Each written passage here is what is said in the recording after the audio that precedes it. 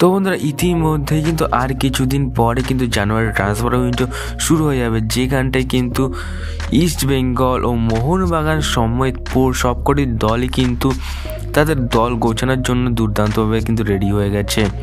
তারই মাঝে যে নিউজটা বেরিয়ে চলে আসছে, ইস্ট বেঙ্গল কিন্তু বর্তমানে খুব একটা ভালো দল নেই, তার পরিস্থিতি কিন্তু খুব একটা ভালো নেই, যেখানে কিন্তু কিছু প্লেয়াররা চোট খেয়েছে এবং যারা কিন্তু আছে তারা কিন্তু বর্তমানে একদম খারাপ পারফরমেন্স দেখাচ্ছে।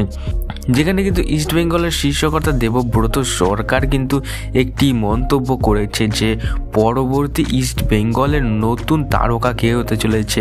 হ্যাঁ বন্ধুরা, ইস্ট বেঙ্গল আসতে চলেছে নতুন বিদেশি তারকা, সেটা কিন্তু বলেছে ইস্ট বেঙ্গলের শীর্ষকর্তা দেবব্রত সরকার।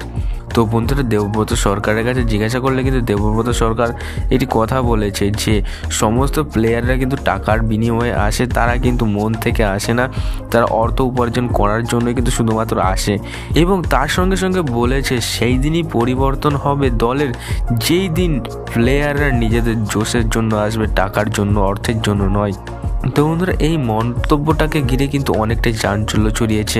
আর তারপরে যে নিউজটা বেরিয়ে চলে আসছে, তিনি কিন্তু বলেছে এই ট্রান্সফার উইন্ডোতে মানে জানুয়ারি ট্রান্সফার উইন্ডোতে কিন্তু একটি নতুন চমক কিন্তু অপেক্ষা করছে ইস্ট বেঙ্গলের জন্য।